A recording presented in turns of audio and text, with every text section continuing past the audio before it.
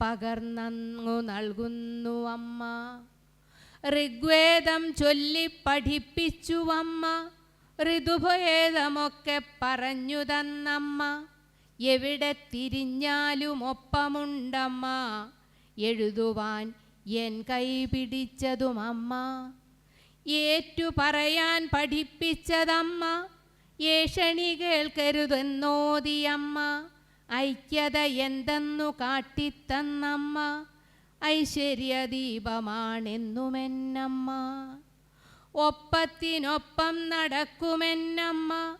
ഒത്തിരി സ്നേഹം പകർന്നു തന്നമ്മ.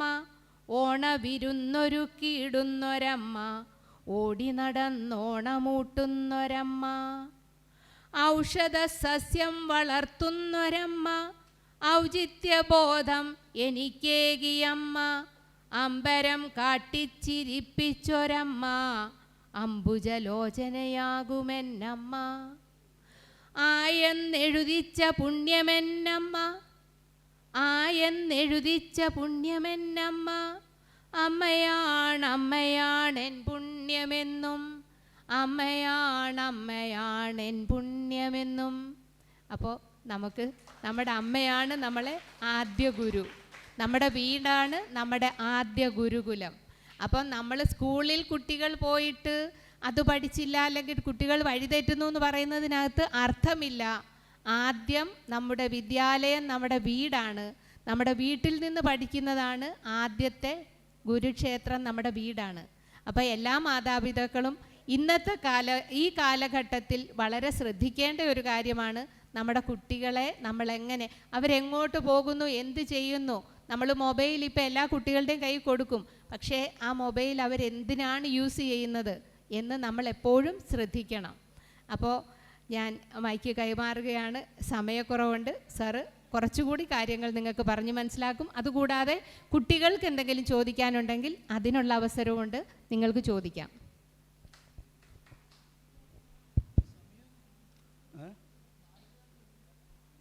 നിർത്തണോ? നിർത്താൻ പോവാണോ? അല്ല, നമ്മൾ നിർത്തുകയാണോ? നിർത്താം. ആയിക്കോട്ടെ, നിങ്ങൾ പറഞ്ഞാൽ മതി. അല്ല, അതായത് അതിൻ്റെ അലാറം ഓഫ് ചെയ്തോ? എന്താ വേണ്ടത്? എന്തെങ്കിലും ചോദിക്കാണ്ട? ആരെങ്കിലും ചോദിക്കാണ്ട ചോദിച്ചോളൂ. അങ്ങ് വാനക്കോളിൽ എനിക്ക് കാണാതെ അറിഞ്ഞൂടാ. അതിൻ്റെ ഉണ്ടോ? അതിൻ്റെ ഉണ്ടെങ്കിൽ ചൊല്ലിത്തരാം. ഞാൻ വേറൊരു ചെറിയ കവിത ചൊല്ലിത്തരാം. അത് രസമായിരിക്കും. അതായത് നമ്മുടെ മലയാള ഭാഷയെ നമ്മൾ വിചാരിക്കുന്ന പോലെ ശുദ്ധമായിട്ടുള്ള മലയാള വാക്കുകൾ മാത്രമൊന്നുള്ള ഭാഷയൊന്നുമല്ല. നമ്മൾ കടലിൻ്റെ കരയിൽ ഉണ്ടായൊരു നാടാണ്. അപ്പോൾ നാടിൻ്റെ പ്രാചീന കാലം മുതലേ അറബികൾ, പോർച്ചുഗീസുകാർ, അല്ലേ, ഇംഗ്ലീഷുകാർ, പല നാട്ടുകാർ വന്ന് ഇങ്ങനെ കയറിയിട്ട് നമ്മുടെ ഭാഷയിൽ മേശ എന്ന് പറഞ്ഞ വാക്ക് എവിടെ നിന്ന് വന്നതാ? പോർച്ചുഗീസ്.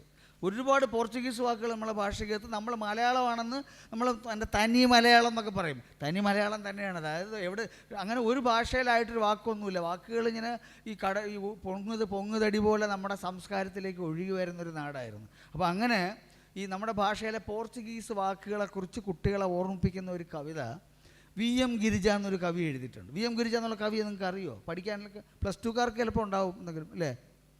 ഡിഗ്രിയൊക്കെ പഠിക്കാനുണ്ടോ? അപ്പം VM ഗിരിജയുടെ ഒരു കവിതയുണ്ട്, അമ്മിണി എന്ന പോർച്ചുഗീസുകാരി. ആ കവിത ചെറിയ കവിതയാണ്, അത് പറയാം. അപ്പോൾ അതിൽ പറയുന്ന പല വാക്കുകളും പോർച്ചുഗീസ് വാക്കുകളാണ്. പോർച്ചുഗീസ് വാക്കുകൾ വരുമ്പോൾ നിങ്ങൾക്ക് അത് കണ്ടുപിടിക്കണം. അത് അമ്മിണി ചായ കുടിക്കുമ്പോൾ, ചായ, അമ്മിണി ചായ കുടിക്കുമ്പോൾ, ജന്നൽ പടിയിലിരിക്കുമ്പോൾ, ഇസ്തിരിയിട്ടതെടുക്കുമ്പോൾ, ബുക്കലമാരി തുറക്കുമ്പോൾ, ക്ലോക്കിനു ചാവി കൊടുക്കുമ്പോൾ, എങ്ങനെ പോർച്ചുഗലോർക്കുന്നു, കാപ്പിക്കോപ്പയെടുത്തിട്ടേ കടലാസച്ചൻ നോക്കുമ്പോൾ, കപ്പിത്താൻ്റെ കസേരകളെ കുത്തിയിരുന്നു വരയ്ക്കുമ്പോൾ, മേശയിൽ റാന്തൽ വെച്ചിട്ടേ പേനയെടുത്തെഴുതിയിടുമ്പോൾ, വ്രാന്തയിലേതോ പേരമരം പുതുതൂവാല നിവർത്തുമ്പോൾ രാത്രി അപൂർവ സുഗന്ധത്തിൻ വീപ്പയിൽ വീഞ്ഞു നിറയ്ക്കുമ്പോൾ അമ്മ കുനിലിൽ കൂടി തേൻ തുള്ളികൾ കുപ്പിയിലാക്കുമ്പോൾ എന്തിനു വീടിനു പോർച്ചുഗലിൽ ചെന്നണയാൻ കൊതി തോന്നുന്നു. അല്ലേ? ഇത്തരം കേൾക്കുമ്പോൾ പോർച്ചുഗലിൽ പോകാൻ തോന്നുന്നുണ്ടോ? എന്തിനു വീടിനു പോർച്ചുഗലിൽ ചെന്നണയാൻ കൊതി തോന്നുന്നു.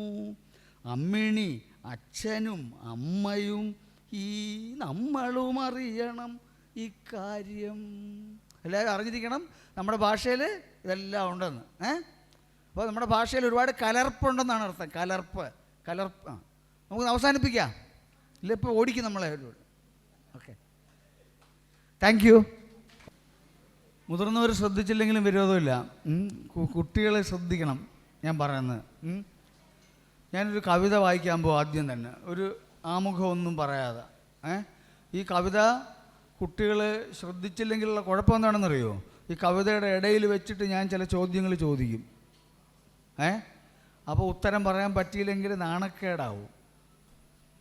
സമ്മതിച്ചല്ലോ? ശ്രദ്ധിക്കുമല്ലോ? പിന്നെ മുതിർന്നവർക്കും ശ്രദ്ധിക്കാവുന്നതാണ്. മുതിർന്നവരും കുട്ടികളായിരുന്നതാണല്ലോ പണ്ട്, അല്ലേ? അതൊക്കെ ഓർക്കുകയാണിപ്പോൾ. അതെന്താണ്? കവിതയുടെ പേരാണ്. പേരെന്താ കവിതയുടെ? ഓക്കെ. സൂര്യനോടൊപ്പം ചിരിച്ച്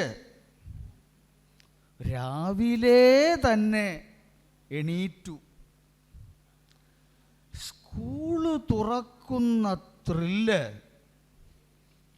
ഉള്ളിൽ കിടന്നു കുരച്ചു. സൂര്യനോടൊപ്പം ചിരിച്ച് രാവിലെ തന്നെ എണീറ്റു. സ്കൂള് തുറക്കുന്ന ത്രില്ല് ഉള്ളിൽ കിടന്നു കുരച്ചു. കുഞ്ഞനിയത്തി കരച്ചിൽ, മാവിലണ്ണാറ ചിലപ്പ്, കുക്കറിൻ ഷൂവിളി, ഉപ്പതൻ കൂർക്കം, സൈക്കിൾ മീൻകാരൻ്റെ കൂക്ക്. എന്തൊക്കെയാണ്? കുഞ്ഞനിയത്തി കരച്ചിൽ, മാവിലണ്ണാറ ചിലപ്പ്, കുക്കറിൻ ഷൂവിളി, ഉപ്പതൻ കൂർക്കം, സൈക്കിൾ മീൻകാരൻ്റെ കൂക്ക്. ഒന്നിനും കാതു കൊടുക്കാതവൾ ഒരു കോർപ്പറേറ്റ് കമ്പനി മാനേജരെ പോലെ തഞ്ചത്തിൽ, വേഗത്തിൽ, താളത്തിൽ, നൃത്തത്തിൽ എല്ലാം കഴിച്ച് ഗേറ്റു കടന്ന് ചാറ്റമഴയൂടെ കുഞ്ഞിക്കവിളും കുടയും തുടുത്ത് വയലായിരുന്നതിൻ മൂലയിൽ ഇടവഴി ചവറോടെയായൊഴുകുന്നിടം കയറി ബസ് സ്റ്റോപ്പിലേക്കു നടക്കെ ഒന്നിനും കാതു കൊടുക്കാതവൾ ഒരു കോർപ്പറേറ്റ് കമ്പനി മാനേജരെ പോലെ തഞ്ചത്തിൽ, വേഗത്തിൽ, താളത്തിൽ, നൃത്തത്തിൽ എല്ലാം കഴിച്ച് ഗേറ്റു കടന്ന് ചാറ്റമഴയൂടെ കുഞ്ഞിക്കവിളും കുടയും തുടുത്ത് വയലായിരുന്നതിൻ മൂലയിൽ ഇടവഴി ചവറോടെയായൊഴുകുന്നിടം കയറി ബസ് സ്റ്റോപ്പിലേക്കു നടക്കെ വിലങ്ങി നിൽക്കുന്നെതിരെ പഠിച്ചുപോയ വെറുതെ വെളുത്തുരുണ്ടൊരു നായ. അത്രയേ ഉള്ളൂ. കരിങ്കറുപ്പ് ഇരു കണ്ണിലുമുണ്ട്, തുറിച്ചു നോക്കുന്നുണ്ട്. തിരിച്ചൊരോട്ടം വച്ചു കൊടുത്തവൾ പുറകെ പാഞ്ഞു. ആര്? ആ, തിരിച്ചൊരോട്ടം വച്ചു കൊടുത്തവൾ പുറകെ പാഞ്ഞു നായും. പനിച്ചവൾക്ക് പല നാൾ, പനിച്ചവൾക്ക് പല നാൾ, ഉമ്മ തനിച്ചു പാർക്കും ഫ്ലാറ്റിലിരുന്നവൾ അതൊക്കെ ഓർക്കുകയാണിപ്പോൾ. ഉമ്മ തനിച്ച് പാർക്കും ഫ്ലാറ്റിലിരുന്നവൾ അതൊക്കെ ഓർക്കുകയാണിപ്പോൾ. കവിത മനസ്സിലായ? കവിതയുടെ അവസാനം മനസ്സിലായോ? എന്താ സംഭവിച്ചത് അവസാനം? അറിയാവുന്നവർ പറഞ്ഞേ.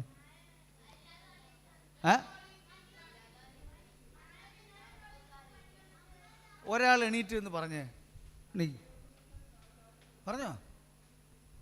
നീ തിരിഞ്ഞു നോക്കാം, നീ തന്നെ പറഞ്ഞോ.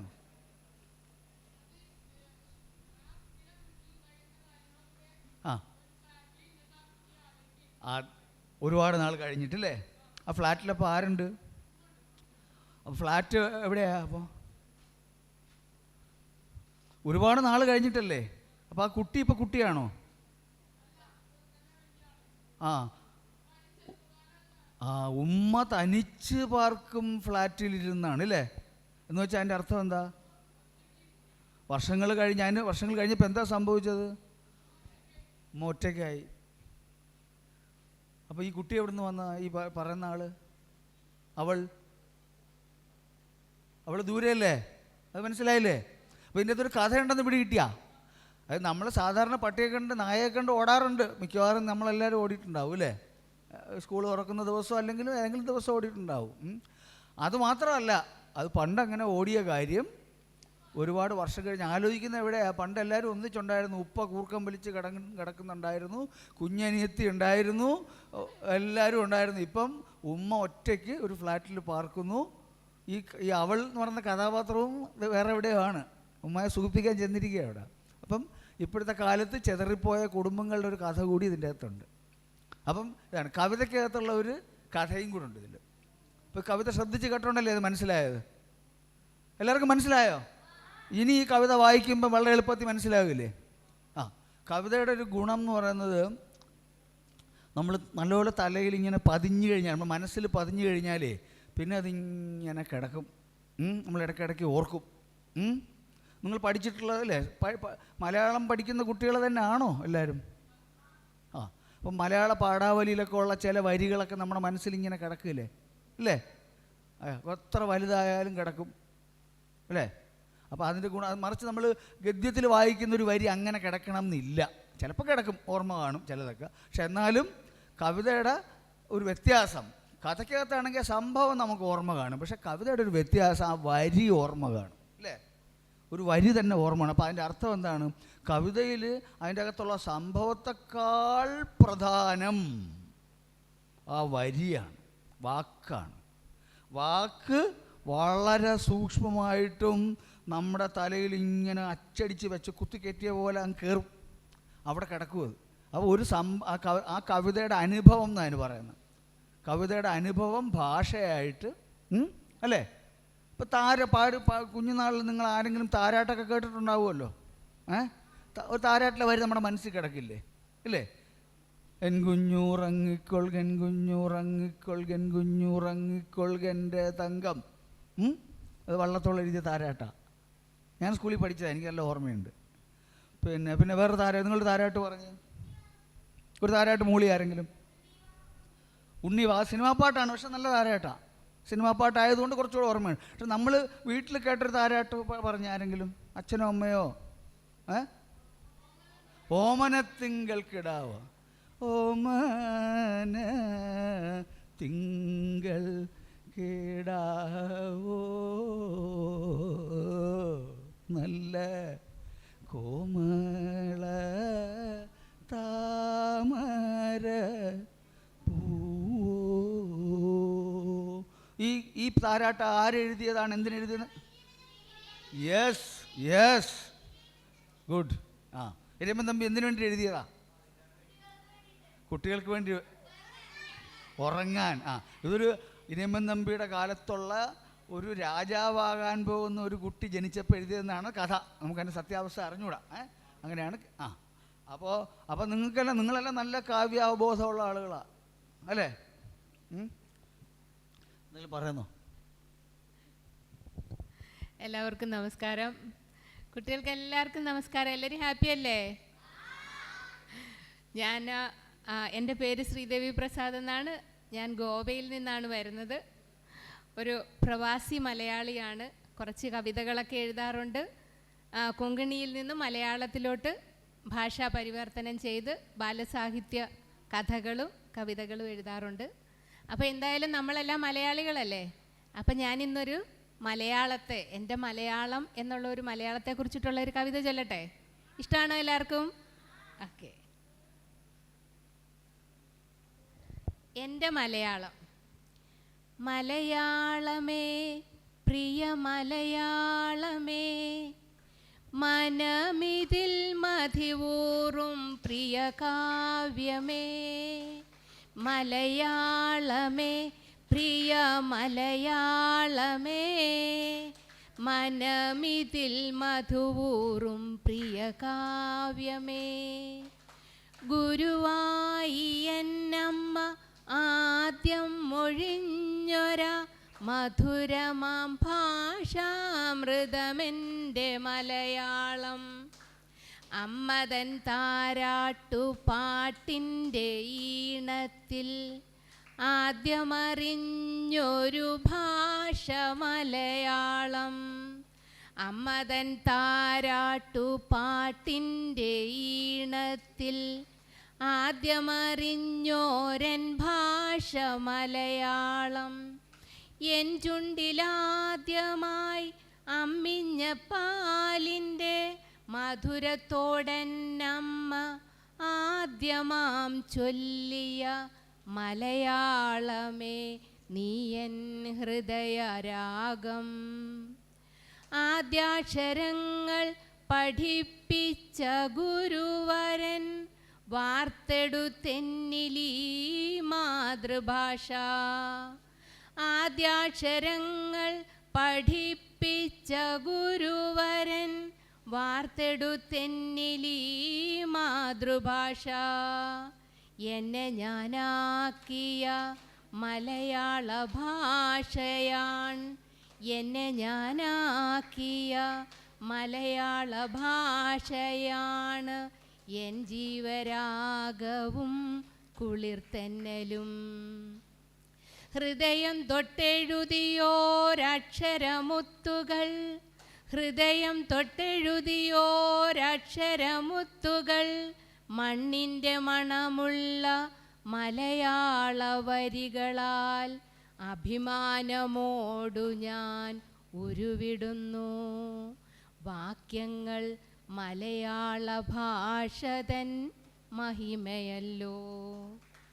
അക്ഷരലക്ഷ്മി കനിഞ്ഞെനിക്കേകിയോരക്ഷരമാണെൻ്റെ മാതൃഭാഷ.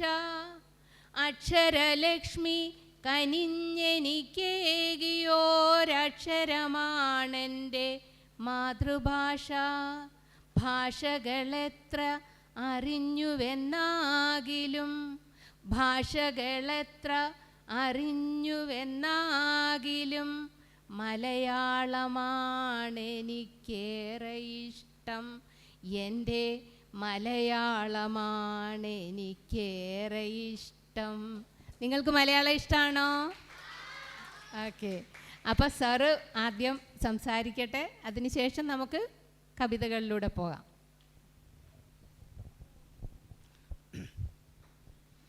ഈ നമ്മളിപ്പോൾ ഇവിടെ വായിച്ചൊക്കെ കവിത എല്ലാം പാട്ടല്ലേ അല്ലേ?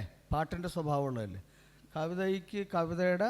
കവിത എന്തുകൊണ്ടാണ് കൂടുതലും പാട്ടായിട്ട് നമ്മൾ പാട്ടായിട്ട് പാടുകയും അല്ലെ പാട്ടായിട്ട് കേൾക്കുകയും ഒക്കെ ചെയ്യുന്നതിൻ്റെ കാരണം എന്തായിരിക്കും? ആലോചിച്ച് നോക്കിയിട്ടുണ്ടോ? പാട്ടല്ലാതെയും കവിതയില്ലേ? നിങ്ങൾ ഇപ്പം പുതിയ കവിതയൊക്കെ മുതിർന്ന കുട്ടികളെങ്കിലും വായിച്ചിട്ടുണ്ടാവില്ലേ? പാട്ടല്ലാത്ത കവിത, വെറുതെ പ്രോസിൽ എഴുതിയിട്ടുള്ള കവിത ഉണ്ടാവില്ലേ? ഉണ്ട്. പക്ഷെ എന്നാലും പാടുന്നതാണ് നമുക്കൊരു കുറച്ചുകൂടെ എല്ലാവർക്കും കൂടെ ഒന്നിച്ചിരുന്ന് ചെയ്യാൻ പറ്റിയ ഒരു രസമുള്ളൊരു കാര്യം. എന്തുകൊണ്ടാണ് പാട്ടിൻ്റെ സ്വാധീനം ഇത്രയും കവിതയ്ക്കകത്തുള്ളത്? എന്തുകൊണ്ടായിരിക്കും? ഒന്ന് ഊഹിച്ചു നോക്കിയേ. ആ ആ ഈണമുള്ളത് കൊണ്ട്. ആ പിന്നെന്തെങ്കിലും കാരണം പറയാൻ പറ്റുമോ? താളവും ഈണവും ഓക്കെ, അതിന് സമ്മതിച്ചു. അത് കൂടാണ്ട്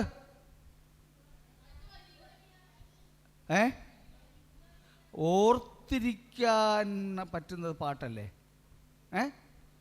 നമ്മൾ എഴുത്ത് വരുന്ന മനുഷ്യർ അക്ഷരങ്ങൾ എഴുതി തുടങ്ങുന്നത്, ലിപിയൊക്കെ വരുന്നത് കുറച്ചുകൂടെ അടുത്ത കാലത്തല്ലേ അല്ലേ? അച്ചടി അല്ലെങ്കിൽ അതിന് മുമ്പ് താളിയോലയിലൊക്കെ എഴുതുന്നത് പോലും ഒരുപാട് കാലത്തിന് ശേഷമാണ്.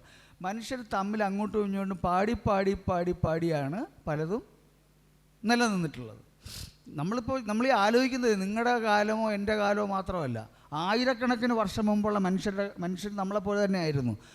അന്ന് ഇത് അച്ചടിച്ച് ഇൻ്റർനെറ്റിൽ കൂടെയോ അച്ചടിച്ചോ ഓലയിൽ എഴുതിയോ പോലും ആളുകൾക്ക് കൊടുക്കാൻ പറ്റാത്ത കാലത്ത് മനുഷ്യരിത് പാടിയാണ് തമ്മിൽ വിനിമയം ചെയ്തിരുന്നത്. അതുകൊണ്ടാണ് അപ്പോൾ പാട്ട് അങ്ങനെയാണ്. നാടൻ പാട്ടുകൾ നമ്മൾ പറയുന്നില്ല. അപ്പം മലയാളത്തിൽ ഞാനിപ്പോൾ നിങ്ങൾക്ക് ബോറടിക്കുമ്പോൾ പറയണം കേട്ടോ. ഈ കുട്ടികളുടെ കവിത എന്ന് പറയുന്നത് വാസ്തവത്തിൽ എല്ലാവരുടെയും കവിതയാണ്. മുതിർന്നവരുടെ കവിത എല്ലാവരുടെയും കവിതയല്ല. മുതിർന്നവരുടെ കവിത മുതിർന്നവർക്ക് മാത്രം പെരുമാറാവുന്നൊരു ലോകത്തെക്കുറിച്ച് മുതിർന്നവർ എഴുതുകയും വായിക്കുകയും ചെയ്യുന്ന കവിത കുട്ടികൾക്ക് ബോറടിക്കും അല്ലേ? മറിച്ച് കുട്ടികളുടെ കവിതയാണെങ്കിലോ ബോറടിക്കുമോ? മുതിർന്നവർക്ക് ബോറടിക്കുമോ?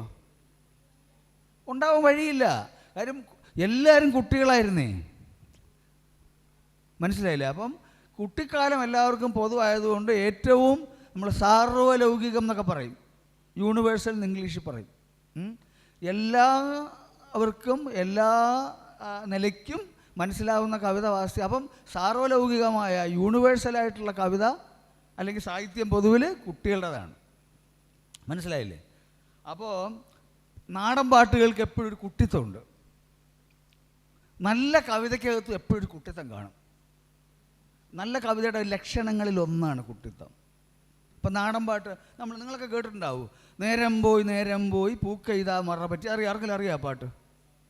നേരം പോയി പൂക്കെയ്താ മറ പറ്റി. കൊട്ടിയാപ്പുര പാടണം.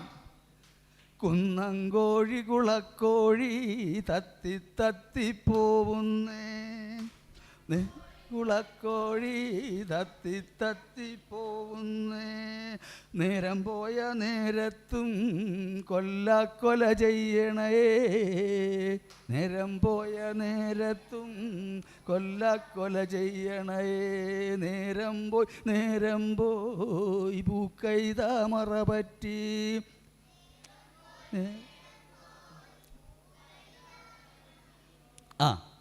മുഴുവൻ ചൊല്ലണോ? അതെ, ഈ പാട്ടേ ഇത് പണ്ട് കാലത്തെ പാടി വായ്മൊഴി എന്നാണ് പറയുന്നത് നമ്മളല്ലേ? ആളുകളുടെ നാവിൽ കൂടെ തൊണ്ടയിൽ കൂടെ പാട്ടായിട്ട് പ്രചരിക്കുന്ന കവിതകളെ വായ്മൊഴി കവിതകൾ എന്നാണ് പറയുന്നത്. ഇത് വായ്മൊഴിയായിട്ട് പ്രചരിച്ചതിൻ്റെ അല്ല, ഈ വായ്മൊഴി കവിതയ്ക്കകത്ത് പറഞ്ഞ കാര്യം എന്തായിരിക്കും? പണ്ട് കൃഷി മാത്രം ഉണ്ടായിരുന്നൊരു കാലത്തല്ലേ, പൂക്കൈതകളൊക്കെ ഉള്ള ഒരു പാടത്തിൻ്റെ സൈഡിൽ കൂടെ എന്തു പോയി? ഒരു പക്ഷി പറന്നു പോയെന്നാണോ? പിന്നെന്താ പോയത്? നേരം. അതാണ് നേരം പോയി പൂക്കൈത മറ പറ്റി. അപ്പോൾ നമുക്കൊരു പക്ഷി പോയതുപോലെ, അല്ലെങ്കിൽ സൂര്യൻ പൂക്കൈതയുടെ കൈത കണ്ടിട്ടുണ്ടോ? ഇപ്പോൾ കൈതൊക്കെ ഇൻ്റർനെറ്റിലെങ്കിലും കണ്ടിട്ടുണ്ടാവും അല്ലേ? കൈത ഓലയുടെ താഴോട്ട് സൂര്യൻ പോയതുപോലെയോ, അല്ലെങ്കിൽ ഒരു പക്ഷി അങ്ങോട്ട് പറന്നു പോയതുപോലെ, ഇങ്ങനത്തെ ഒരുപാട് ചിത്രങ്ങൾ കിട്ടും. കാലം കടന്നുപോയി, സന്ധ്യയായി, രാത്രിയായി എന്നുള്ളത് പറയുന്നതിന് പകരം നമ്മൾ സാധാരണ ഗതിയിൽ നേരെ സന്ധ്യയായി, കുട്ടികളൊക്കെ വീട്ടിൻ്റെ അകത്തേക്ക് കയറി എന്ന് പറഞ്ഞാൽ കവിതയാവുമോ? ശാസനയല്ലേ ആവുള്ളൂ. നമുക്ക് ഇഷ്ടപ്പെടത്തുമില്ല അത്. മറിച്ച് ഒരമ്മൂമ്മ അവിടെ വന്നിട്ട് പാടുക, നേരം പോയി പൂക്കൈതാ മറ പറ്റി. അപ്പോൾ നമുക്ക് കിട്ടുന്ന ചിത്രം വേറെയാണ്. അതിൻ്റെ ഭംഗിയാണ്, വൈകുന്നേരത്തിൻ്റെ ഭംഗിയാണ്. അതാണ് കവിതയിലെ ഭാഷയും സാധാരണ ഭാഷയും തമ്മിലുള്ള വ്യത്യാസം. നമ്മൾ വെറുതെ സംസാരിക്കുന്ന ഭാഷയിൽ നിന്ന് കവിതയുടെ ഭാഷയെ വ്യത്യാസമാക്കുന്ന എന്താണ്? ഈണം മാത്രമല്ല, അതിൻ്റെ അർത്ഥവും.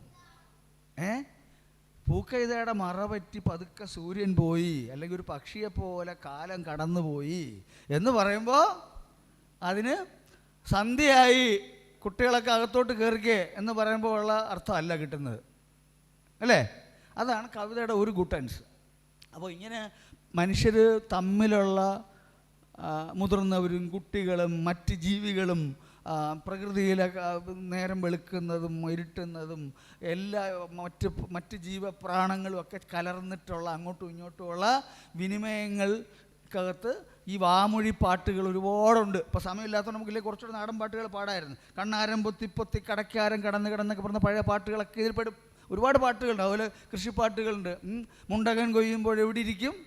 മുണ്ടകക്കട്ടയുടെ കീഴിരിക്കും. കട്ട ചെയ്യുമ്പോൾ എവിടെ ഇരിക്കും? അച്ഛൻ മടിയിലിരിക്കും ഞാൻ. അച്ഛൻ മരിക്കുമ്പോൾ എവിടെ ഇരിക്കും? അമ്മ മടിയിലിരിക്കും ഞാൻ. അമ്മ മരിക്കുമ്പോൾ എവിടെ ഇരിക്കും? എനിക്ക് കഴിയും പോലെ ഞാൻ കഴിയും എന്നാണ്. അങ്ങനെയാണ്. അപ്പം ഇതിലെല്ലാം സാധാരണ മനുഷ്യർ പറയുന്നത് ഇച്ചിരി വ്യത്യസ്തമായിട്ട് ഒരു ഭാഷയിലാണ്. വേറെ കവിതയ്ക്ക് കവിതയുടേതായ ഭാഷയുണ്ട്, നാടൻ പാട്ടിലൊക്കെ ഉണ്ട്. ഇനി നമ്മുടെ കവികളുടെ, നിങ്ങൾ പാഠപുസ്തകങ്ങൾ പഠിക്കുന്നൊക്കെ നാടൻ പാട്ടിനേക്കാളും കൂടുതൽ കവികളുടെ കവിതകളല്ലേ, അല്ലേ? കുമാരനാശാൻ്റെ കവിത ഏതെങ്കിലും പഠിച്ചിട്ടുണ്ടോ നിങ്ങൾ? ഏതാ? ഏതാ? വീണപൂവ് മുതിർന്ന കുട്ടികളുടെയാണ്. കുറച്ചുകൂടെ താഴ്ത്ത് വരാം. ചെമ്മേ, പുഷ്പവാടിയില്ല.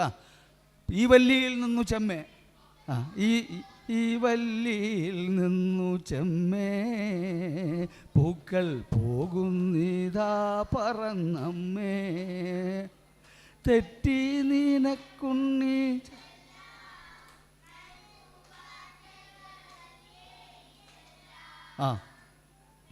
കുമലിങ്ങവ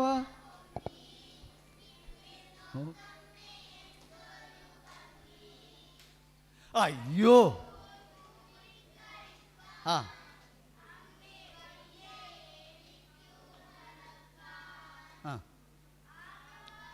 ഇങ്ങനെ നീ ചുമ്മാ മാഴ്കൊല്ല എന്നോ മലുണ്ണി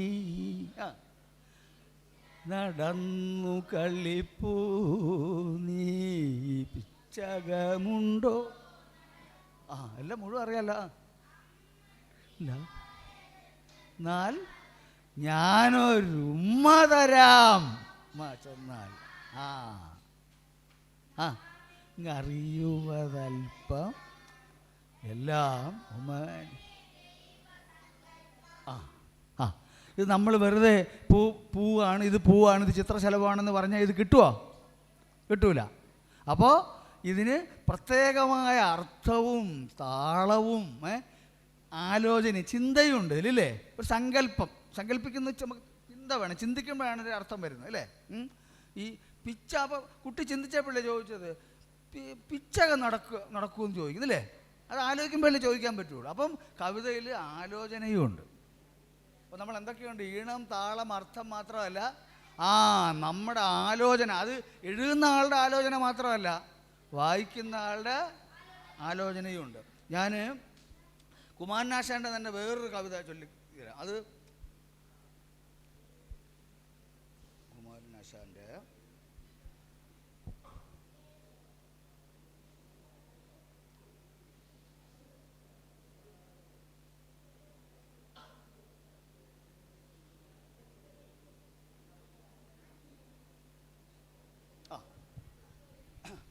പൂക്കുന്നിതാ മുല്ല എന്നുള്ള കവിത കേട്ടിട്ടുണ്ടോ? പൂക്കുന്നിതാ മുല്ല പൂക്കുന്നിലഞ്ഞി പൂക്കുന്നു തേന്മാവു പൂക്കുന്ന ശോകം. കേട്ടിട്ടുണ്ടോ? വായിക്കുന്നു വേലിക്കു വർണ്ണങ്ങൾ പൂവാൽ ചോക്കുന്നു കാട് അന്തിമേഘങ്ങൾ പോലെ. ഇതിൻ്റെ ഒരു പ്രത്യേകത എന്താ? ഈ വരികളുടെ എന്താ പറയേ? പൂക്കുന്നിതാ മുല്ല പൂക്കുന്നിലഞ്ഞി പൂക്കുന്നു തേന്മാവു പൂക്കുന്ന ശോകം വായിക്കുന്നു വേലിക്കു വർണ്ണങ്ങൾ പൂവാൽ ചോക്കുന്നു കാട് അന്തിമേഘങ്ങൾ പോലെ.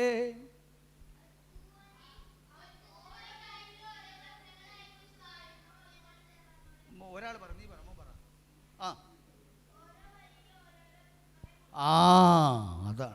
അപ്പോൾ പൂക്കൾ നിറഞ്ഞ ഒരു കാലമാണ്. അപ്പോൾ കവിതയുടെ വേറൊരു പ്രത്യേകത എന്താണ്? ഒരു ലാൻഡ്സ്കേപ്പ്, ഒരു ദൃശ്യം മുഴുവൻ ഇൻ്റർനെറ്റിലൊക്കെ കാണുന്ന ഫോട്ടോ കാണില്ലേ ഇല്ലേ, വലിയ പൂക്കൾ എന്നുള്ളൊരു താഴ്വര കാണുന്നു. ഒരു പൂക്കൾ മുഴുവനും, പൂക്കൾ വിടർന്ന് നിൽക്കുന്ന ഒരു താഴ്വര മുഴുവനും, ഒരു സ്ഥലം മുഴുവനും, ഒരു രാജ്യം മുഴുവനും കാണാം ഈ കവിതയ്ക്കകത്ത് ഇല്ലേ. അപ്പോൾ നമ്മൾ വലിയ പദചിത്രങ്ങൾ ഉണ്ടാക്കാം. ഇത് കുമാരനാശാൻ്റെ തന്നെയാണ്. അപ്പോൾ നിങ്ങളെ ചിന്തിപ്പിക്കുന്നത്, പിന്നെ നമുക്ക് ദൃശ്യങ്ങൾ, വലിയ ദൃശ്യങ്ങൾ, നമുക്ക് ദൃശ്യങ്ങളല്ലാതെ വേറൊരു കാലത്ത് വേറൊരാൾ കണ്ട ദൃശ്യം നമുക്ക് ഇങ്ങനെ കാണാൻ പറ്റും. ഇപ്പോൾ ഫോട്ടോഗ്രാഫ് വഴി കാണാം കുറച്ചൊക്കെ അല്ലേ. ഫോട്ടോഗ്രാഫി കാണുന്നതിനേക്കാളും മനോഹരമാണ് നമ്മുടെ സങ്കല്പത്തിൽ ഈ വരികളിൽ നിന്ന് ഒരു ദൃശ്യം കാണുന്നത്. മുഴുവൻ വായിക്കണോ കവിത? വേണോ? ആ. പൂക്കുന്നിതാ മുല്ല പൂക്കുന്നിലഞ്ഞി, അല്ല വേണ്ട, എടുക്കട്ടെ, പോയി. പൂക്കുന്നിതാ മുല്ല പൂക്കുന്നിലഞ്ഞി, പൂക്കുന്നു തേന്മാവു പൂക്കുന്ന ശോകം, വായിക്കുന്നു വേലിക്കു വർണ്ണങ്ങൾ, പൂവാൽ ചോക്കുന്നു കാടന്തിമേഘങ്ങൾ പോലെ. എല്ലായിടവും പുഷ്പഗന്ധം പരത്തി, മെല്ലന്നു തെക്കുന്നു വീശുന്നു വായു, ഉല്ലാസമീ നീണ്ട കൂകൂരവത്താൽ എല്ലാവർക്കുമേകുന്നിതേ കോകിലങ്ങൾ. അപ്പം ആ ദൃശ്യ സിനിമ പോലെ ആയില്ലേ. ആദ്യം ഒരു ദൃശ്യം കണ്ടുള്ളൂ, പിന്നെ ശബ്ദമൊക്കെ കേൾക്കാൻ തുടങ്ങി അല്ലേ. കോകിലങ്ങളുടെ ശബ്ദം, കുകൂരവം അല്ലേ. കുകൂരവം വെച്ചാൽ ശബ്ദമാണ്. പിന്നെന്താണ്? എല്ലായിടവും മണം വരാൻ തുടങ്ങി. എല്ലായിടവും പുഷ്പഗന്ധം പരത്തി, മെല്ലന്നു തെക്കുന്നു വീശുന്നു വായു. പൂക്കളുടെ മണമൊക്കെ കേൾക്കാറുണ്ടോ? പുറത്തിറങ്ങി ഇൻ്റർനെറ്റിൽ മണം വരില്ല. ഇൻ്റർനെറ്റിൽ പൂവിൻ്റെ പടം നോക്കിയാൽ മണം വരില്ല. അപ്പോൾ നിങ്ങൾ ഇൻ്റർനെറ്റിൽ കാണുന്ന പൂ തപ്പി ഇറങ്ങണം. കേരളത്തിലെ പൂക്കൾ എന്ന് ഗൂഗിൾ ചെയ്ത് നോക്കുക. ഇന്ന് ചെന്നാൽ പറഞ്ഞാൽ കേരളത്തിലെ പൂക്കൾ എന്ന് ഗൂഗിൾ ചെയ്യുക. അപ്പോൾ കുറേ പൂക്കളുടെ പേര് കാണും, പടം കാണും, പടവും കാണും എൻ്റെ അത്. ആ ഈ പറഞ്ഞ പൂവൊക്കെ കാണും. ഇലഞ്ഞി, മുല്ല, അശോകമൊക്കെ കാണും. ഈ പടം മനസ്സിൽ നോക്കി വെച്ചിട്ട് ശരിക്കുള്ള പൂ തപ്പി ഇറങ്ങണം. ഇപ്പോൾ ശരിക്കും മഴ ഒരുപാട് പെയ്യുന്നു, കാലാവസ്ഥ വ്യതിയാനം കൊണ്ടാണ് മഴ പെയ്യുന്നത്. അല്ലെങ്കിൽ ഇപ്പോഴും പൂക്കൾ വരേണ്ട കാലമാണ്. നമ്മുടെ മുറ്റത്ത് മുഴുവൻ പൂക്കൾ വരേണ്ട കാലമാണ്. പ്രത്യേകിച്ച് ചെറിയ ചെറിയ പൂക്കൾ. കേരളവും വളരെ ചെറിയൊരു സ്ഥലമാണ്. നമ്മുടെ പൂക്കളും വളരെ. മുക്കുറ്റി എന്ന് പറഞ്ഞ പൂ നിങ്ങൾ കണ്ടിട്ടുണ്ടോ? ആ, കണ്ടിട്ടുണ്ടല്ലേ. ഞാൻ വിചാരിച്ച് കണ്ടിട്ടില്ല. ഇൻ്റർനെറ്റിലാണോ കണ്ടിട്ടുള്ള? താഴെ നോക്കി എവിടെ നോക്കിയാലും കാണാം അല്ലേ. അതാണ്. അപ്പോൾ ഞാൻ ഈ കവിത മുഴുവൻ വായിക്കുന്നില്ല. സമയം പോവില്ലേ? കുറച്ച്. അപ്പോൾ ഇത്രയും നേരം എല്ലാവരും കവിതകളൊക്കെ കേട്ടല്ലോ. അപ്പോൾ നിങ്ങളുടെ കൂട്ടത്തിൽ കവിതകൾ എഴുതുന്ന കുട്ടികളൊക്കെ ഉണ്ടല്ലോ അല്ലേ? ഒരു കവിത ചൊല്ലാമോ? മോള് എഴുതിയ കവിത മോക്ക് ഓർമ്മയുണ്ടോ? കവിത ചൊല്ലുമല്ലോ, ചൊല്ലാമോ? ബാ, ഒരു കവിത ചൊല്ല്.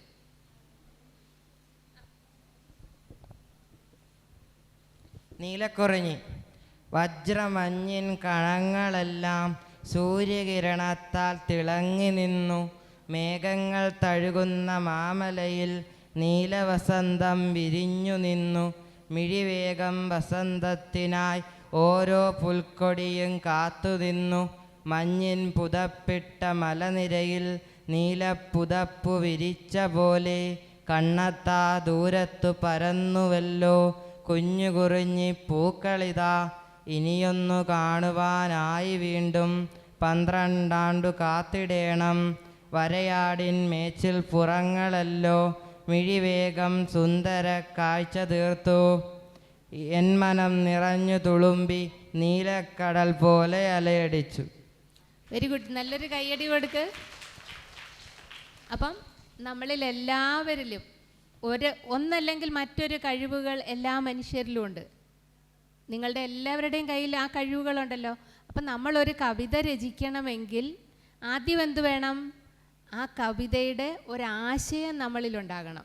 നമ്മൾ എന്തിനെക്കുറിച്ചാണോ കവിത രചിക്കേണ്ടത് അതേക്കുറിച്ചിട്ടൊരു ആശയം, നമ്മൾ എന്ത് തന്നെ ആയാലും ആ ഒരാശയം മനസ്സിൽ ഉദിച്ചതിന് ശേഷം നമ്മൾ അതേക്കുറിച്ച് ചിന്തിക്കണം.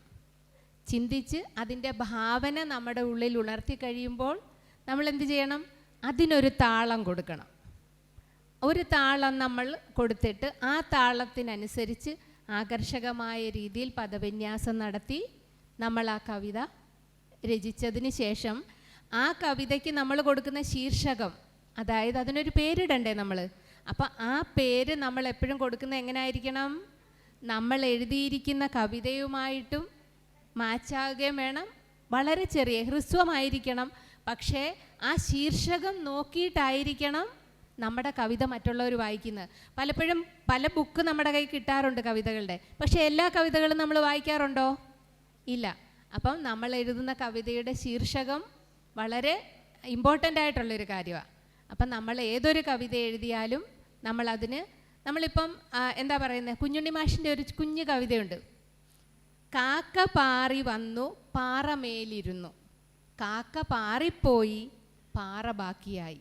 ഇതിനകത്ത് വന്നേക്കുന്നത് വെറും 2 അക്ഷരങ്ങളാണ്, കാക്ക പാറ. കാക്ക പാറി വന്നു, കാക്ക പറന്നു വന്നു, പാറമേലിരുന്നു. കാക്ക പറന്നു വന്നിട്ട് പാറമേലിരുന്നു. കാക്ക പാറിപ്പോയി പാറ ബാക്കിയായി. ഇത് കുഞ്ഞുണ്ണി മാഷ് എഴുതിയ ഒരു നുറുങ്ങ് കവിതയാണ്. അപ്പം നമ്മൾ നുറുങ്ങ് കവിതകൾ എഴുതുന്ന ഉടനെ ചെറിയ 4 വരി അക്ഷരങ്ങൾ 2 വരിയിൽ എഴുതാറുണ്ട്. പക്ഷേ നമ്മൾ മറ്റ് കവിതകൾ എഴുതുമ്പോൾ ഏറ്റവും കുറഞ്ഞത് ഒരു 8 വരികളെങ്കിലും ചേർത്തിട്ട് വേണം നമ്മൾ കവിതകൾ എഴുതേണ്ടത്, അല്ലേ?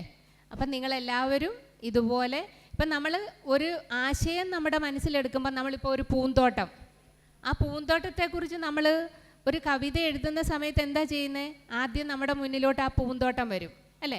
ആ പൂന്തോട്ടത്തിൽ പല കളറിലെ പൂക്കളുണ്ട്, ചിത്രശലഭമുണ്ട്, അതുമാത്രമല്ല തേൻ ഉണ്ണാൻ വേണ്ടിയിട്ട് പാറിപ്പറക്കുന്നു. അപ്പം നമ്മൾ അതിനെയെല്ലാം കൂടെ, മഞ്ഞുതുള്ളികൾ വന്ന് വീഴുന്നു, ഇതെല്ലാം കൂടെ ചേർത്ത് ഇതിന് അനുയോജ്യമായ വാക്കുകൾ നമ്മൾ പഠിക്കണം. അതിനായിട്ട് നമ്മൾ എന്ത് ചെയ്യണം? നേരത്തെ ഒരു കുട്ടി ഇവിടെ ചോദിച്ചു വായനയുടെ മഹത്വത്തെക്കുറിച്ച്. കാരണം നമ്മൾ എത്ര വായിച്ചാലും അത്രയും അറിവ് നമുക്ക് കിട്ടുകയാണ്.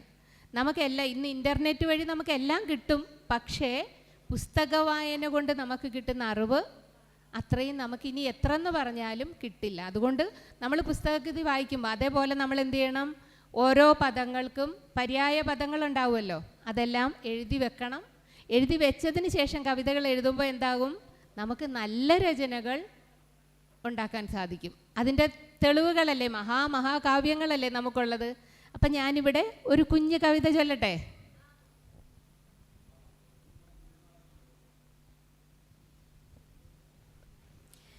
കവിതയുടെ പേര് മിന്നാമിനുങ്ങുകൾ എന്നാണ്. അതിപ്പോൾ ഞങ്ങളൊക്കെ പ്രവാസി മലയാളികളാണ്.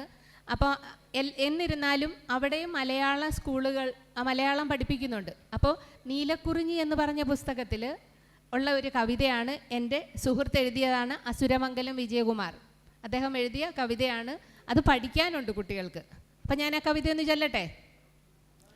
ചിന്നിച്ചിതറിയ താരകപ്പൊട്ടുകൾ മണ്ണിലങ്ങിഞ്ഞു പൊഴിഞ്ഞ പോലെ, ചിന്നിച്ചിതറിയ താരകപ്പൊട്ടുകൾ മണ്ണിലങ്ങിഞ്ഞു പൊഴിഞ്ഞ പോലെ, മിന്നിയും മങ്ങിയും വെട്ടം പരത്തുന്ന മിന്നാമിനുങ്ങുകൾക്കെന്തു ഭംഗി, വിണ്ണിൽ തലങ്ങും വിലങ്ങും പറന്നിവ പിന്നിൽ വെളിച്ചം വരഞ്ഞിടുമ്പോൾ, പൊന്നിൻ്റെ നൂലുകൾ കൊണ്ടൊരു കമ്പളം നെയ്യുന്ന പോലെയും തോന്നിടുന്നു. അല്ലേ? മിന്നാമിനുങ്ങ് പറങ്ങുമ്പോൾ നമുക്കങ്ങനെ തോന്നാറില്ലേ? പുല്ലാഞ്ഞിക്കാട്ടിലും പാടവരമ്പിലും പുൽമേട്ടിലാകെയും അന്തികളിൽ എങ്ങുനിന്നെത്തുന്നു മിന്നാമിനുങ്ങുകൾ എന്നതും വിസ്മയമായിടുന്നു. പകല് നമുക്ക് മിന്നാമിനുങ്ങളെ കാണാൻ പറ്റുമോ? അതിൻ്റെ ആ നിറം കാണാൻ പറ്റുമോ? ഇല്ല. എങ്ങും പകൽ നേരം ഈ കൂട്ടരെങ്ങു പോയി തങ്ങുന്നു കാണാൻ കഴിഞ്ഞുമില്ല, പുല്ലിനടിയിലും വള്ളിപ്പടർപ്പിലും പമ്മി ഇരിക്കുന്നതാകാം. അപ്പോൾ പകൽ അവർ പോയി പമ്മിയിരിക്കും, രാത്രി നമുക്ക് നക്ഷത്ര തിളക്കം പോലെ മിന്നാമിനുങ്ങുകൾ പോകാറില്ലേ? അപ്പോൾ അത് കാണാൻ എന്ത് രസമാണ് അല്ലേ? അപ്പം നിങ്ങളെല്ലാവരും ഒരുപാട് വായിക്കണം.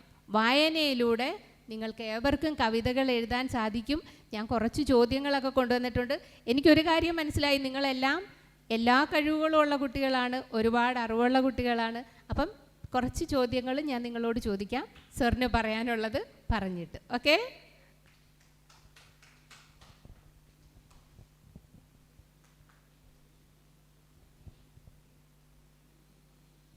ഈ കുഞ്ഞുണ്ണി മാഷ്ട കവിത കേട്ടില്ലേ? ഇല്ലേ? ആന്നാണ് പറഞ്ഞാൽ ഞാൻ ഇല്ല എന്നാണ് കേട്ടത്. കുഞ്ഞുണ്ണി മാഷ്ട കവിതയല്ലേ, കാക്ക പാറയിലിരിക്കുന്ന കവിതയല്ലേ? അത് അത്തരത്തിലുള്ള നമ്മൾ നേരത്തെ ചൊല്ലിയ പോലത്തെ കവിതയല്ലല്ലോ അല്ലേ, 2-3 വരിയല്ലേ ഉള്ളൂ.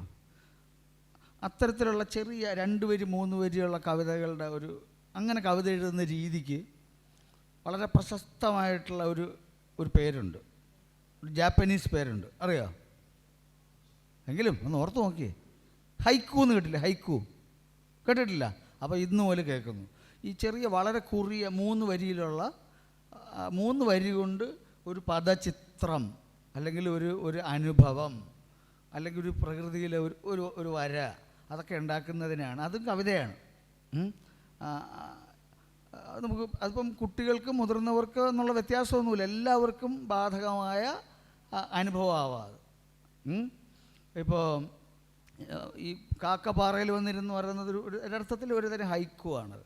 അത് നമ്മൾ ജാപ്പനീസ് ഹൈക്കു എന്ന് പ്രത്യേകം പറയാൻ കാര്യം, ജപ്പാനിലാണ് പ്രാചീന കാലം മുതൽ അത്തരത്തിലുള്ള കുറിയ കവിതകളുടെ വലിയ പാരമ്പര്യമുള്ള, ലോകത്ത് എല്ലായിടത്തും ഉണ്ട്. പക്ഷേ ജപ്പാനിലെ ആ ജാപ്പനീസ് ഹൈക്കു രീതിയിൽ കുറേ കവികൾ ഒരുപാട് പ്രാചീന കാലം മുതൽ അടുത്ത കാലം ഇപ്പോഴും എഴുതുന്ന ആളുകളുണ്ട്. അതൊരു വലിയ പ്രധാനപ്പെട്ട ഒരു കവിതാ രീതി. നമ്മൾ കവിതയ്ക്ക് ഒരു ജോണർ എന്ന് പറയും, ഗണം എന്ന് പറയും മലയാളത്തിൽ. അതിൽ ഒരു പ്രധാന സബ് ജോണറാണ്, ഉപഗണമാണ് ഹൈക്കു. പലതരം കവിത എഴുത്തുകളിൽ ഒരു കവിത എഴുത്ത് രീതി. ബാഷോ എന്ന് പറയുന്ന ഒരു കവിയാണ്, വളരെ ബാഷോയും ഇസ്സ കുറേ പേരുണ്ട്. അതിൽ വളരെ പ്രശസ്തരായിട്ടുള്ള, ഞാൻ ബാഷോയുടെ ഇസ്സയുടെ ചില കവിതകൾ മലയാളത്തിലാക്കിയിട്ടുണ്ട്. അതുകൊണ്ടാണ് അവർ രണ്ടുപേരുടെയും പേര് മാത്രം പറഞ്ഞത്. അതായത് ഇപ്പോൾ നമ്മൾ lean frog, don't be surrender, here is Issa by you. ഇത്രയുള്ളൊരു കവിത. ഇംഗ്ലീഷൊക്കെ അറിയാവുന്ന കുട്ടികളല്ലേ നിങ്ങളെല്ലാം? Lean frog, don't be surrender, here is Issa. Issa കവിയുടെ പേരാ, ബൈ യു. മലയാളത്തിലാക്കിയാലോ നമുക്കൊന്ന്? പറഞ്ഞ് ലീൻ ഫ്രോഗ്, ഫ്രോഗിനെ വിളിക്കുക, lean frog, don't be surrender. സറണ്ടറിന് മലയാളം പറയണം, കീഴടങ്ങേണ്ട. അപ്പോൾ ഫ്രോഗിന് മലയാളം പറ. ലീൻ ഫ്രോഗ് ആവുമ്പോഴോ? ഗ്രീൻ അല്ല, ലീൻ ലീൻ ലീൻ ഫ്രോഗ്, മെലിഞ്ഞ മെലിഞ്ഞ മെലിഞ്ഞ. Lean frog, don't be surrender. മെലിഞ്ഞ തവളെ നീ കീഴടങ്ങണ്ട. Here is Issa by you. Issa എന്ന അയാളുടെ പേരാ, കവിയുടെ പേരാ, നിന്റെ ഫ്രണ്ട്. ഇവിടെ ഇസ്സ ഇവിടെ നിൽപ്പുണ്ട്. അപ്പം മെലിഞ്ഞ തവളെ നീ അങ്ങനെ കീഴടങ്ങുകയൊന്നും വേണ്ട, നിൻ്റെ അടുത്ത് ഇസ്സ നിൽപ്പുണ്ട്. അർത്ഥമായില്ലേ? പക്ഷെ ഇങ്ങനെ പറഞ്ഞാൽ പോരെ, ഒന്ന് ഒതുക്കി പറയണ്ടേ? ഇംഗ്ലീഷിൽ എന്ത് ഒതുക്കിയാണ് അത് ട്രാൻസ്ലേറ്റ് ചെയ്തിരിക്കുന്നത്? ജാപ്പനീസിൽ നിന്ന് ഇംഗ്ലീഷൊക്കെ ട്രാൻസ്ലേറ്റ് ചെയ്തതാണ് ഞാൻ വായിച്ചത്. മലയാളത്തിൽ അപ്പം ഒന്നുകൂടെ ഒതുക്കിയാൽ, വാക്കുകളൊക്കെ ഒന്ന് ഒതുക്കിയാൽ നല്ലതാവൂലേ? മെലിഞ്ഞ തവള എന്നുള്ളതിനേക്കാളും കുറച്ചുകൂടെ ഞാൻ എൻ്റെ ഒരു ഭാവന കലർത്തി ഈർക്കിലിത്തവളയെന്നാക്കി. അങ്ങനെ ആയിക്കൂടെ? ഒരു രസമല്ലേ അത്? നമ്മുടെ ഭാഷയുടെ, ഓരോ ഭാഷയ്ക്കും ആ ഭാഷയുടേതായ ജീനിയസ് എന്ന് പറയും, അതിൻ്റേതായ ഒരു ചൊൽമട്ടുണ്ട്. നമുക്ക് ഈ ഈർക്കിൽ കൊണ്ടുണ്ടാക്കിയ തവള എന്ന അർത്ഥമല്ല നമുക്ക് കിട്ടുന്നത്, അല്ലേ? മെലിഞ്ഞ തവള എന്നുള്ള അർത്ഥം കിട്ടും ഈർക്കിലി തവള എന്ന് പറഞ്ഞാൽ, അല്ലേ? അഭിപ്രായ വ്യത്യാസം ഉണ്ടെങ്കിൽ പറയണം, കിട്ടുമോ ഇല്ലേ? അപ്പോൾ ഈർക്കിലിത്തവളെ, ഈർക്കിലിത്തവളെ കീഴടങ്ങേണ്ട നീ, ഇസ്സ നിൽപ്പുണ്ട് നിൻ ചാരെ. ഒതുങ്ങില്ലേ? ഇർക്കിലിത്തവളെ കീഴടങ്ങേണ്ട നീ, ഇസ്സ നിൽപ്പുണ്ട് നിൻ ചാരെ. ഒരു താളവും വന്നില്ലേ? എന്നാൽ പ്രോസായിട്ടും വായിക്കാമല്ലോ. ഇർക്കിലിത്തവളെ കീഴടങ്ങേണ്ട നീ, ഇസ്സ നിൽപ്പുണ്ട് നിൻ ചാരെ എന്ന് പറയാം. പക്ഷെ അതിൻ്റെ താളവും കൂടി ഇല്ലേ അതിൻ്റെ അകത്ത്? ഇർക്കിലിത്തവളെ കീഴടങ്ങേണ്ട നീ, ഇസ്സ നിൽപ്പുണ്ട് നിൻ ചാരെ. ടണ്ടണ്ട ടണ്ടണ്ട ടണ്ടണ്ട ഒരു ഇതം വന്നില്ലേ? ഇതാണ് കവിത എഴുതുമ്പോഴുള്ള നമ്മൾ ഒരു സ്ട്രക്ചർ, ഒരു രൂപം ഉണ്ടായി വരുന്നത്. നമ്മൾ ഗദ്യം ഒന്ന് എഴുതുമ്പോൾ ഇങ്ങനെയൊന്നും ആലോചിക്കില്ല, അല്ലേ? അപ്പം ഭാഷയ്ക്ക് എപ്പോഴും ഒരു അപ്പം ഒരു ഹൈക്കൂവിൽ പോലും ഒരു ആന്തരികമായ ഒരു ഇൻറ്റേർണൽ റിതം എന്ന് പറയും. ഇനി തവളയുടെ തന്നെ വേറൊരു ഹൈക്കു ഞാൻ ചൊല്ലാം. അതും ഇംഗ്ലീഷ് പറയട്ടെ, ട്രാൻസ്ലേറ്റ് ചെയ്യുക. Listen, a frog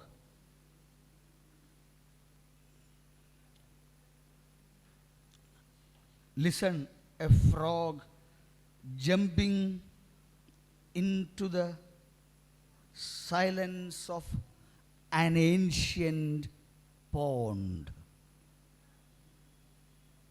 Listen.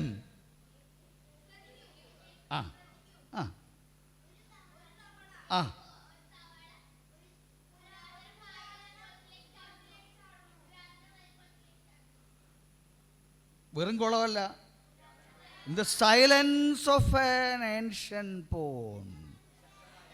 Silence of. അല്ല, sorry. ഒരു തവള പുരാതനമായ ഒരു പൊയ്കയുടെ അല്ലെങ്കിൽ കുളത്തിൻ്റെ നിശബ്ദതയിലേക്ക് കുതിക്കുന്നു. അപ്പോൾ ശബ്ദം കേൾക്കുന്നില്ലേ? വളരെ സൈലൻസിൽ നിന്ന് ആലോചിച്ച് നോക്കിയേ. ഒരു നല്ല നമ്മൾ വളരെ സൈലൻ്റായിരുന്നു, മിണ്ടായിരുന്നു, സൈലൻ്റ് 2 മിനിറ്റ് ആലോചിച്ച് നോക്കിയേ. തവള ചാടുന്നേ. Listen, a frog jumping into the silence of an ancient pond. അല്ലേ? ഇതാണ് കവിതയുടെ മാജിക്ക്. ഒരു കാര്യമില്ല, ഒരു തവള ചാടിയത് കണ്ട് ഇത്രയേ ഉള്ളൂ അല്ലേ? അത് സാധാരണ പോലെയാണ് പറഞ്ഞത്. പക്ഷേ എത്ര സാധാരണ പോലെ പറഞ്ഞാലും ചിലപ്പോൾ ഒരലങ്കാരവും ഒന്നും വേണ്ട, ഒരു ഭാഷയിൽ ഒരു അനുഭവമാവും. ഞാൻ നേരത്തെ പറഞ്ഞ ഓർമ്മയുണ്ട്, ഭാഷയിലെ അനുഭവമാണ് കവിത. അത്ര നീളമുള്ളതാണെങ്കിൽ എത്ര ചെറുതാണെങ്കിൽ. കിട്ടിയില്ലേ? അപ്പോൾ ഇനി നിങ്ങൾ ഹൈക്കു വായിക്കണം. ഇന്ന് തന്നെ ഗൂഗിൾ ചെയ്യും ഹൈക്കു. എന്നിട്ട് എല്ലാവരും ഒരു 5 ഹൈക്കു വീതം ട്രാൻസ്ലേറ്റ് ചെയ്യുക മലയാളത്തിലോട്ട്. നിങ്ങൾ നല്ല ട്രാൻസ്ലേറ്റേഴ്സാണ് കേട്ടോ. ഞാൻ എഴുതി വെച്ച ട്രാൻസ്ലേഷൻ തന്നെ നിങ്ങൾ ഏതാണ്ട് പറഞ്ഞത്. ഓല്ലോ, എന്തായിരുന്നു ഞാൻ എഴുതിയതാ? ഒരു തവള പുരാതനമൊരു പൊയ്കയുടെ നിശബ്ദതയിലേക്ക് കുതിക്കുകയാണ്. 3 വരിയുള്ളൂ. അതാണ് ഹൈക്കുവിൻ്റെ പ്രത്യേകത.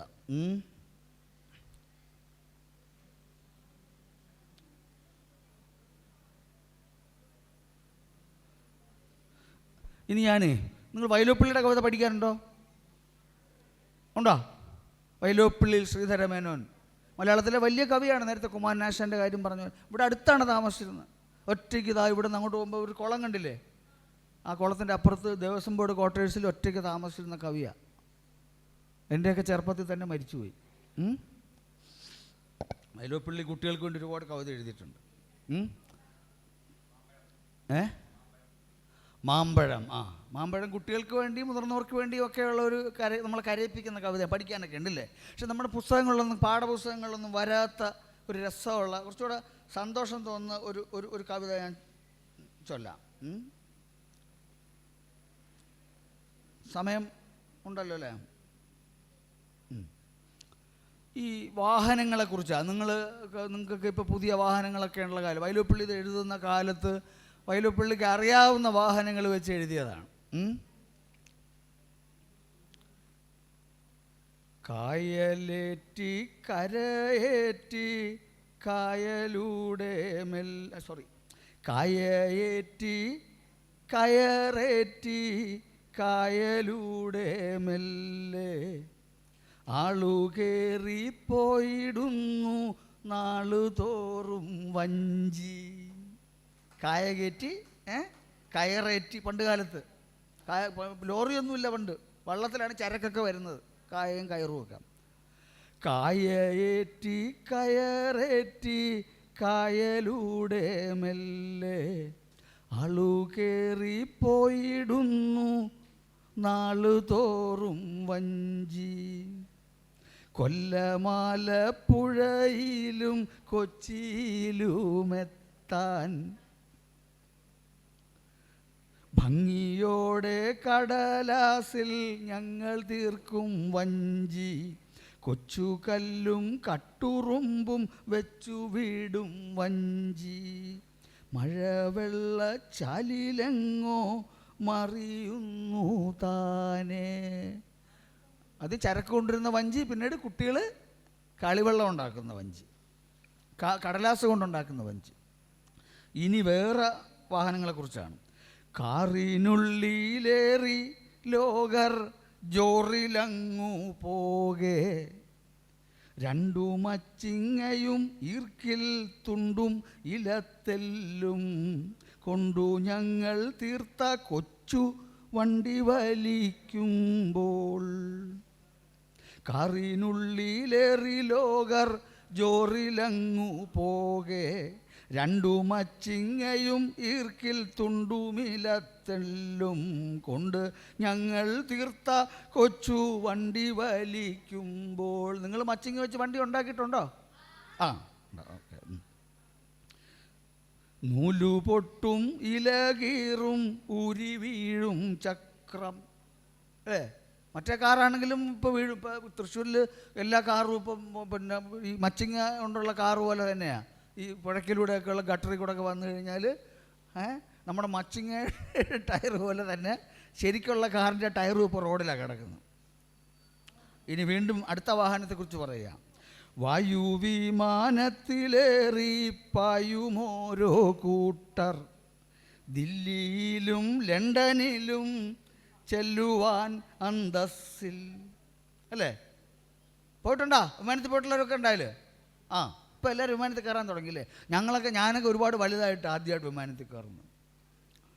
വായുവിമാനത്തിലേറി പായുമോരോ കൂട്ടർ, ദില്ലിയിലും ലണ്ടനിലും ചെല്ലുവാൻ അന്തസ്സിൽ, ആവണക്കിന്നില ഞെട്ടിൽ ദ്രാവകത്താൽ ഞങ്ങൾ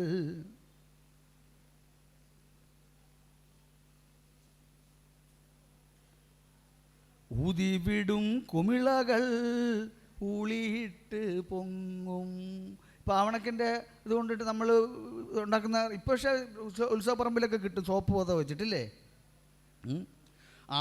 ആവണക്കിന്നില ഞെട്ടിൻ ദ്രാവകത്താൽ ഞങ്ങൾ ഊതിവിടും കുമിളകൾ ഊളിയിട്ട് പൊങ്ങും, ചിത്രവർണ്ണ വിമാനങ്ങൾ പൊട്ടിമായും വേഗം. മറ്റേ നമ്മൾ ലണ്ടനിൽ പോണ വിമാനം പോലല്ല നമ്മൾ ഊതിവിടുന്ന ഈ വിമാനങ്ങൾ. ഒരുപാട് നിറമൊക്കെയുള്ള മഴവിലിൻ്റെ നിറമുള്ള കുമിളകൾ, അതും വിമാനമാണ്, അല്ലേ? നമ്മൾ വിമാനത്തിൻ്റെ കളിപ്പാട്ടത്തെക്കുറിച്ചല്ല പറയുന്നത്. കുട്ടികൾ ഊതിവിടുന്ന ആവണക്കിൻ്റെ കറയെന്ന് ഊതിവിടുന്ന ഈ ഉരുണ്ട കുമിളകളുടെ സങ്കല്പ വിമാനത്തെക്കുറിച്ചാണ്. അങ്ങനെ ഊതിവിടുന്ന കുമിളകൾ ഊളിയിട്ട് പൊങ്ങും, ചിത്രവർണ്ണ വിമാനങ്ങൾ പൊട്ടിമായും വേഗം. എങ്കിലും ആർക്കാനുമുണ്ടോ ഞങ്ങളോളം മേളം. ഞങ്ങൾ കുട്ടികളുടെ അത്രയും സന്തോഷം വേറെ ആർക്കെങ്കിലും ഉണ്ടോ ഇത് പൊട്ടിപ്പോകുമെങ്കിൽ? ഇത് നല്ല കവിതയല്ലേ? പഠിക്കുമോ നിങ്ങളിത്? വീട്ടിൽ ചെന്നിട്ട് അച്ഛൻ്റെ അമ്മയുടെ പറഞ്ഞ വൈലോപ്പിള്ളിയുടെ കുട്ടി കവിതകൾ വാങ്ങിച്ചു തരാൻ പറയണം. പുസ്തകം ഉണ്ടത്, അതിൻ്റെ അകത്തുണ്ട് ഈ കവിതകളൊക്കെ. സമയം ഉണ്ടായിരുന്നെങ്കിൽ കൂടുതൽ കവിതകൾ വായിച്ചു തരാമായിരുന്നു. എന്നിട്ട് ഇത് നമ്മൾ നല്ല ഒരു കവിത വായിച്ച് മനസ്സിലാക്കുകയും പഠിക്കുകയും ചെയ്താൽ നിങ്ങളിപ്പോൾ ഇരിക്കുന്നതിനേക്കാൾ ഇച്ചിരി കൂടെ നല്ല മനുഷ്യരാകും. ഭയങ്കര മാജിക്കാണ് കേട്ടോ. ഇനി സമയമുണ്ടെങ്കിൽ ഈ ടീച്ചർ സംസാരിച്ച് കഴിഞ്ഞിട്ട് ഞാൻ പുതിയൊരു കവിയുടെ ഏറ്റവും പുതിയൊരു കവിയുടെ ഒരു കവിതയും കൂടെ ചൊല്ലിത്തരാം സമയമുണ്ടെങ്കിൽ കേട്ടോ. ഓക്കെ, നമുക്ക് കുറച്ച് ഒരു ചോദ്യോത്തരമായാലോ? എല്ലാവർക്കും സമ്മതമല്ലേ? ഞാനൊരു കവിതയുടെ 2 വരികൾ അല്ലെങ്കിൽ 4 വരികൾ ചോദിക്കാം. അത് എഴുതിയതാരാണ് എന്ന് നിങ്ങൾക്ക് പറയാൻ പറ്റുമോ? നമുക്കൊന്ന് ശ്രമിക്കാം, ആയിക്കോട്ടെ? അപ്പോൾ ആദ്യം തന്നെ ഞാൻ ചോദിക്കുന്നു, സ്നേഹിക്കയില്ല ഞാൻ നോവും ആത്മാവിനെ, സ്നേഹിച്ചിടാത്തൊരു തത്വശാസ്ത്രത്തെയും. അതെ അതെ, മിടുക്കൻ. ഒരു കയ്യടി കൊടുത്തേ. അപ്പം ആ കവിതയുടെ പേരെന്താണെന്ന് അറിയാമോ? മാനിഷാദ. മാനിഷാദ. അദ്ദേഹത്തിന് വിപ്ലവത്തിൻ്റെ കവി എന്നും അറിയപ്പെട്ടിരുന്നു. ഓക്കെ. വന്ദിപ്പിൻ മാതാവിനെ, വന്ദിപ്പിൻ മാതാവിനെ, വന്ദിപ്പിൻ വരേണ്യയെ, വന്ദിപ്പിൻ വരദേ. ആരാണ് അത് എഴുതിയതെന്ന് അറിയാമോ? അറിയാമോ? വന്ദിപ്പിൻ മാതാവിനെ, വന്ദിപ്പിൻ മാതാവിനെ, വന്ദിപ്പിൻ വരേണ്യയെ, വന്ദിപ്പിൻ വരദേ. അല്ല, അല്ല, യെസ്, വള്ളത്തോൾ, വള്ളത്തോൾ, വള്ളത്തോൾ. മാതൃവന്ദനം എന്ന കവിതയാണ്. ഇനി നമുക്ക് ഒരു വട്ടം കൂടി എന്നോർമകൾ മേവുന്ന തിരുമുറ്റത്തെത്തുവാൻ മോഹം. ആരാണത് എഴുതിയത്? എല്ലാവർക്കും അറിയാവുന്ന പാട്ടല്ലേ അത്?